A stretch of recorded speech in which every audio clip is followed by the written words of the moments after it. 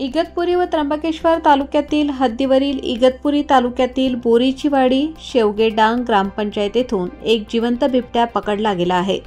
बोरीचीवाडी येथील एका गावठी कोंबडीच्या शेडमध्ये संरक्षणासाठी लावलेल्या जाळीत हा बिबट्या अडकला होता। मसाळ नावाच्या व्यक्तीचे हे गावठी कोंबडीचे शेड आहे। दरम्यान पहाटेच्या सुमारास शिकारीसाठी आलेल्या या बिबट्याने शेडमध्ये शिरून बऱ्याच गावठी कोंबड्या फस्त केल्या। शेडमधून बाहेर निघण्याच्या प्रयत्नात हा बिबट्या शेडच्या संरक्षण जाळीत अडकून पडला। पहाटे हा प्रकार लक्षात येताच नागरिकांनी तातडीने त्र्यंबकेश्वर वनविभागास याची सूचना दिली। या सूचनेनंतर त्र्यंबकेश्वर वनविभागाचे वनपरिक्षेत्र अधिकारी देवकर, निंबेकर आदींच्या सोबतीने वन कर्मचाऱ्यांनी घटनास्थळी धाव घेऊन या जिवंत बिबट्यास पकडले आहे।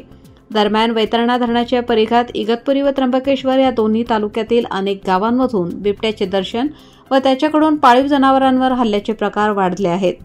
वन विभागाने या जंगली प्राण्यांचा बंदोबस्त करावा अशी मागणी एल्गार कष्टकरी संघटनेचे अध्यक्ष भगवान मधे यांनी केली आहे। या परिघात बहुसंख्य करून आदिवासी समाजाची वस्ती आहे। हा समाज छोटे छोटे पाडे वाड्यांमध्ये राहणे पसंत करतो। निसर्गप्रिय समाज असल्याने जंगलानजीक व विरळ अशी यांची वस्ती असते।